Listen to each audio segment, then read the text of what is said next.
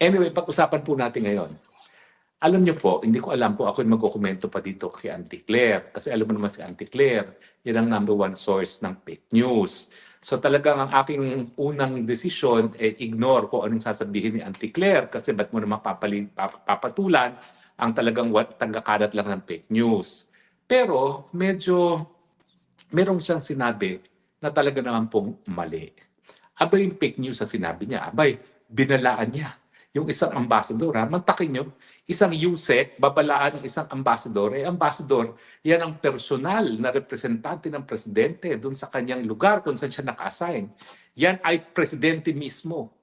Yan ang nagre-representante sa ating presidente. Kaya nga, kahit saan sila pumunta, meron silang diplomatic immunity, hindi po pwedeng dumanda. Pumatay man sila, hindi sila madidemanda kasi nga, they are, kumbaga, representing the sovereign head of state. Pero ang kapal nitong si Auntie Claire, binalaan. Huwag daw niyang tutulungan si Harry Roque na isang pugante. Well, unang-una, fake news. Kasi yung larawan na kinokomentohan niya ay 3 taon na. At sabi ko nga, 15 kilos ago. Alam niyo, sa totoo lang po, yung 2023, makatapos ng eleksyon, yun yung pinakamataba ako. Umabot po ako noon, hindi lang 15 kilos ago yan. That's actually more of 20 kilos. Kasi para mga 105 kilos ako noon, no? Nung matapos ang eleksyon. Talagang lumobo ko. Bakit naman ako hindi lolobo matapos ng eleksyon? Kapag kami umiikot at maghahanda yung local host, yung Bongbong Marcos siguro dahil sumisingot, hindi kumakain, nawawala. At si BP Sara naman, meron siyang calorie counted na baon. Kaya doon siya sa sasakyan niya kumakain at yung calorie counted food ng kanyang kinakain. So ako naman, nahihiya doon sa host. So ang ginagawa ko, akong kumakain para doon sa dalawa. So 3 kinakain ko, kaya lumobo ko to 105 kilos. Yun yung larawan na yun, 2023, tandang-tanda ko pa yun. Alam niyo ba kung bakit tandang-tanda ko pa yon? Well, hindi ko na sasabihin sa inyo, pero merong importanteng nangyari noong buwan ng Hunyo 2023, kaya ako nakarating ng Europa. Pero in-explain na naman ni Ambassador Luli na yung pagpunta ko noon sa Ambassador, dahil kasama ko yung kaibigan ko na nag-donate ng bus ni Jose Rizal, no? At matagal na niyang na-donate yan, siguro more than 15 years ago na, panahon pa ata ni Ambassador Garcia, kung hindi ako nagkakamali, no? Dito sa Europe, no? At syempre, pinagmalaki lang sa akin ng kaibigan ko yung bus na dinonate nila na hanggang ngayon naroon sa embassy. Alam niyo ba yung kaibigan ko yan, dapat magdo-donate din ng life-size Rizal. Kaya lang nang pumutok yung pulboronic video, ayaw na niya mag-donate. No? Kasi nga naman, aantayin na lang daw niya kung sino yung darating na susunod na presidente. At inaasahan nga natin si BP Sara sana. At sana mangyari na yan sa lalong mabilis na panahon. In any case, yung idodonate ng friend ko, life-size Rizal, pero pinapahanap niya ang isang park para magkaroon tayo ng parang Rizal Park dito, no? At yan, put on hold kasi nga, bakit nga naman siya magdodonate sa isang gobyerno na bangag ang presidente, no? Na talagang pinagtatawanan na tayo ng buong mundo dahil sinabi na ng kapatid na bangag, ang mga Pilipino hindi pa rin gumagalaw para sipain. Ano ba yan? Ano pang inaantay nyo? Baka inaantay nyo na pati mga anak natin maging mga bangag-bagag na kasi kapag tayo hindi umalma na sinasabi na nga ng kapatid na nakakatanda na bangag ang presidente at tayo tinanggap natin yan, baka isipin ng mga kabataan, okay lang maging bangag kasi yung presidente, hinahayaan nating mamuno, miski alam nating bangag na siya. But in any case, balikan natin si Auntie Claire. So, fake news. Alam nyo, nanggaling din naman ako sa ganyang katungkulan. Pero anong aking number one rule? Alam ito nung aking naging direktor, no? Alam nyo, konti lang kami talaga sa spokes. Bagamat marami kaming tao, siguro mga 5 lang kami talagang core. Ang number one rule namin, nothing is announced unless it is in writing. Yan ang number one. Kaya hindi nyo naman kami mahuhuli na magsasabi ng isang bagay na hindi nakasulat. So, tatanungin ako ng opinion, ang sasabihin ko, ay naku, hanggang hindi ko nakikita in writing yan, hindi ako magkukomento. Bakit? Kasi ikaw ay bibig ng presidente. Hindi po pwede na pumapatol ka sa chismis dahil ang lumalabas dyan, chismoso ang presidente. Pero ganyan po ang ginawa ni Auntie Claire. May kumakalat na chismis, di umano, si Ambassador Luli raw ang tumutulong sa akin, hindi man lang nagpa-fact check. At ayun, nagbigay na agad ng kanyang komento na binabalaan pa yung isang ambassador. Hindi po ganyan ang dapat turing sa isang ambassador, lalo na kung ikaw ay isang USEC lamang. Dahil ang ambassador po talaga, yan ay representante na ng presidente. Kaya nga mayroong immunities na binibigay sa mga ambassadors. No? So unang-una, ang dapat na ginawa ni Ante Claire, bago binuksan ang kanyang maduming bunganga, ay nag-fact check nang malaman niya na sa taba lang ni Harry Roque doon sa larawan na yon, matagal na yung larawan na yon dahil mula namang 2023, ang laki na nang nawala sa akin. Courtesy of, syempre, yung sakit ng ulo na binigay sa akin ng bagag administrasyon, exercise, diet, depression, and most important of them all, Ozempic. Pero yung Ozempic ko po, prescribed by my doctors. Yung Ozempic ko po, yan po ang dahilan kung bakit na-control finally ang aking diabetes. No?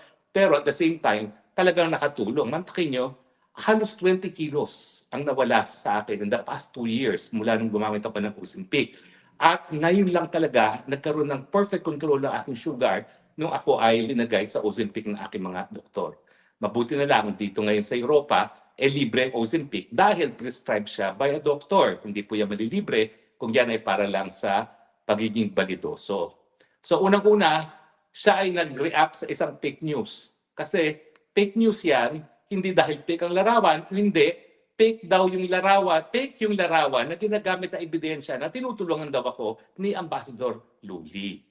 So, malinaw po yan. At dapat bago nagsalita, dapat ang sagot niya sa media, let us verify muna the picture bago tayo magbigay ng komento. Dahil after all, lahat na nanggagaling sa bibig ni Ante Claire ay salitain na rin ng presidente. Siguro talagang hindi na niya binibigyan ng importansya kung ano ang sasabihin ng presidente kasi bangag anyway.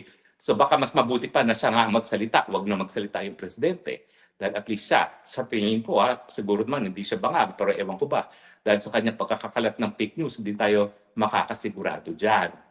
Anyway, pero bukod pa doon, meron siyang nasabi na mali. Binalaan niya ang ambassador at wag daw tulungan si Harry Roque. Kailan pa hindi naging obligasyon ng isang ambassador ang tulungan ang isang mamamayan ng kanyang republika?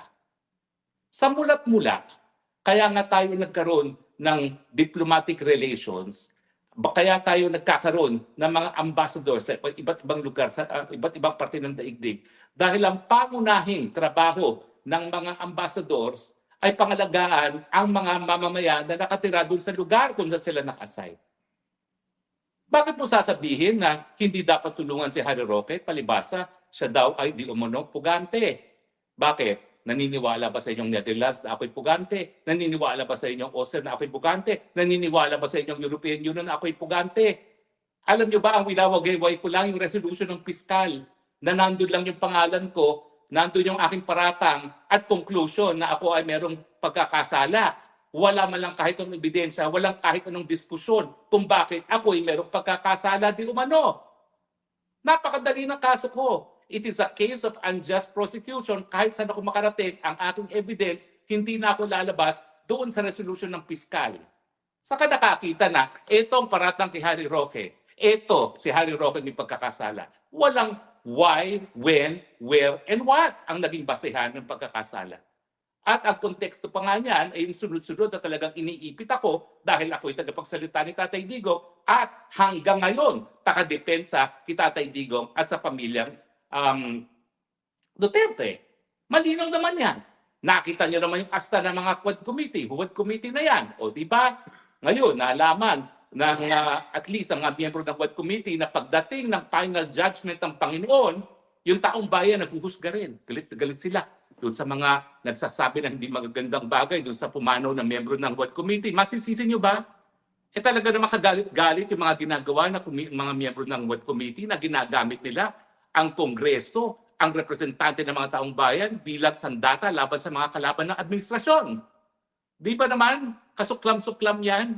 Kaya nga kayong ibang mga members pa ng Quad Committee, antayin yung panahon ninyo. Ganyan din ang galit na ipapakita sa inyo ng taong bayan. Dahil mali ang ginawa ninyo. Sinalawla nyo ang inyong opisina bilang representante ng taong bayan nung kayo'y nagpagamit bilang sandata laban sa mga kalaban ng administrasyong bangag ni Marcos. Mantakin nyo, magbibigay babala sa isang ambasador na magtulungan ng isang Pilipino? Saan ka nakakita? Nasaan nakasulat ng isang tao na hindi pa napapatunay na nagkakasala ay hindi dapat bigyan ng tulong ng isang ambasador kung siya ay nangangailangan. Abe, tanggalin na natin lahat ng mga ambassadors natin sa iba't ibang parte ng daigdig kung talagang hindi nila mabibigyang tulong ang mga Pilipino na nangangailangan ng tulong. Saan ka nakakita? Saan ka nag-aral ng international law na po pwedeng ipagkaita ng tulong ng isang ambasador ay isang Pilipino kung nangangailangan ng Pilipinong yan? Ang basihan para magbigay ng tulong ang isang ambasador, ang embahada, ang konsulado ng Pilipinas, kung ang isang tao ay Pilipino. Kapag siya Pilipino at merong pangangailangan, dapat bigyan ng tulong, hindi dapat pagkaitan. Kaya po ako nagalit. Siyempre nakakagalit kasi sinusweldohan siya ng taong bayan. Hindi niya ginagawa yung tama yung kanyang trabaho. Dakdak ng dakdak, hindi nagbe-verify ng fake news. Ayan, edi na fake news siya. 3 taon na yung larawan na yun at minsan hindi pa kami nakikita ni Ambassador Luli. O di ba? Pero, siyempre, gumawa muna siya ng kontrobersiya. O, pinalalabas pa niya na ako ang kontrabida. Hello, sino bang kontrabida? Yung nagpapakalat ng fake news? O yung talagang sinasabi mo na Pilipino na hindi dapat bigyan ng tulong kung nangangailangan? Ako naman, hari nawa, kung ako'y mangangailangan, tandaan ninyo, siguro huling-huling hihingan ko ng tulong ay ang gobyerno ng Pilipinas dahil alam ko mas marami pang Pilipino na nangangailangan ng tulong galing sa ating mga embahada at konsulado. Pero para sabihin ng tagapagsalita ng presidente na ang kalaban ng administrasyon hindi dapat bigyan ng tulong ay mali. Dahil labas sa politika ang pangangailangan ng mga Pilipino, lalong-lalo na kung sila'y nasa ibang bayan. Yan ang dahilan kung bakit sa mulat-mula pa, hindi lang Pilipinas, kundi lahat ng bansa sa daigdig ay nagbukas ng mga embahada dahil kinakailangan pag nangangailangan ng kanilang mga kababayan, nagbibigay ng tulong. Saan nakasulat ang declare ng kalaban ng Marcos administration pag may pangangailangan, hindi dapat bigyan ng tulong? On the contrary, yan ay basehan para ikaw ay managot. Dahil yan ay dereliction of duty. Yan ay paghihimok na huwag gawin ang katungkulan ng ating mga ambassadors at mga diplomatic agents dahil ang talagang pangunahing obligasyon nila magbigay tulong sa kanilang kapwa Pilipino. Nako, ewan ko ba kung sino nagturo sa'yo na international law, pero kung sino man nagturo sa'yo na international law, dapat bawin ang grade mo. Hindi mo alam yan, yan ang pangunahing responsibilidad ng ating mga sugo sa iba't ibang daigdig, bansa ng daigdig. At sasabihin mo, palibasa kalaban ng Marcos administration, hindi dapat bigyan ng tulong. Paano ngayon? Pahiya ka. Dakdakan ng dakdak. Hindi mo muna sinecheck ang iyong mga facts. Mahiya ka naman sa dami ng fake news na ginawa mo. Dapat matagal ka na nagbitiw dahil hindi ka karapat-dapat kahit bangag pang boss mo. Dahil ikaw ay tagapagsalita ng isang institusyon, ang opisina ng presidente, dapat magkaroon ka ng responsibilidad na bago mo buksan yung dumi mong bibig, tama ang mga pinagsasabi mo. Busit ako, hindi lang dahil ikaw ay nag-fake news na tinutulungan daw ako ni Luli, mas busit ako dahil sinabi mo, huwag akong bigyan ng tulong kung ako'y mangangailangan. Sino ka? Saan ka kumuha ng otoridad para sabihan yan sa isang taong gobyerno na huwag magbigay ng tulong sa kapwa Pilipino kung nangangailangan? Kung ikaw ay may mapakita na legal na basihan, ngayon din magbibitiw ako bilang isang abogado. Pero kampante ko, wala kang makukuha kahit anong legal na basihan para pagkaita ng Pilipino na nangangailangan ng tulong sa ating embahada. Ang masasabi ko lang, nakakalungkot. Kasi alam ko naman ang larangan ng politika. Naging politiko ko, so tangkap po ito mga pangyayari ko sa aking buhay. Lahat ito dahil sa politika. Pero para babuyin ng gaya ni Auntie Claire ang isang institusyon at para babuyin ng bangag ang isang institusyon dahil sa kanyang pagiging bangag, yan po talaga ay nakakalungkot. Pero isa lang aking masasabi, Auntie Claire, you deserve the kind of president that you have. Pareho kayong may sariling daigdig dahil hindi ko alam kung saan mo pinapukuhang sinasabi mo na po pwedeng ipagkait ang tulong ng isang ambassador sa isang Pilipino sa ibang bansa na nangangailangan ng tulong. Yun lang po. Mahiya ka. You are, I think, doing a great disservice to the legal profession sa mga pinagsasabi mo. Not only are you spreading lies, you are also spreading legal falsities. Nakakita na dahil sa politika, dahilan na pala yung politika para ipagkaitan tulong sa Pilipino, sa ibang bansa na nangangailangan ng tulong. Kalokohan po yan. Pasensya na po, umiinit ang ulo ko kasi ang taas-taas ng sweldo niyan. Ang laki-laki pa ng budget ng PCO. Sa nakakita, 3 bilyon ata ang budget nila. Aba, pati mga troll farm, bilang bayaran, galing sa pera natin. Tapos hindi man lang sila makapag-fact check bago nila buksan ang kanilang mga bunganga. Hindi ba that's the very least that they can do? Dahil isang damukal, bilyon-bilyonis ang ginagastos nila dyan. At least siguraduhin na tama ang pinagsasabi at hindi siya nagsasabi ng mensahe na dahilan para ipagkait ang tulong sa kahit kaninong Pilipino habang sila ay nasa ibang bansa. Sana po kayo'y agree at pasensya na po kung ako'y uminit na naman ang ulo. Ang problema natin mga Pilipino, winawalang yan na tayo, hindi pa tayo nagagalit. So panahon na po, magalit tayo. Iba naman yung sinasabi kong magalit tayo, tanggalin na, hindi karapat-dapat, doon sa gumamit ang dahas.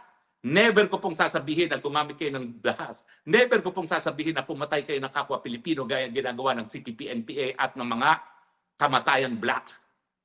Pero kinakailangan magalit naman kayo dahil itong mensahe ni Ante Claire ay mensahe ng presidente mismo. Pagkaaway ng administrasyon, huwag tulungan miski nangangailangan ng tulong.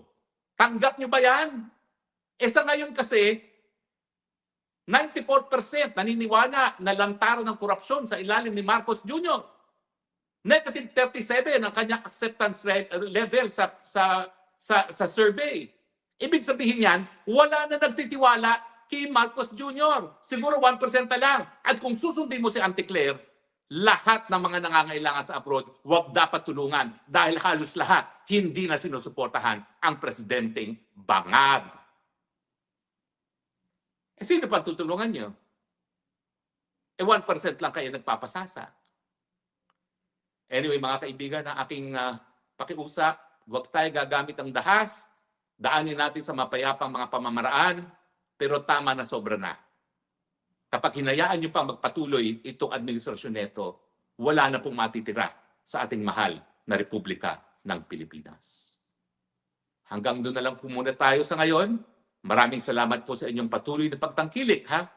At hanggang muli, ito po ang inyong spokesman nagsasabi, mahal na mahal kong Pilipinas dahil ito lang ang tanging lupa kong sinilangan. Wala na akong ibang bansang mamahalin. Pagpalain po tayo ng Panginoon, lalong-lalo na dahil ganyan ang ating presidente at ganyan ang kanyang tagapagsalita. God have mercy on us. God bless us. Maraming salamat po.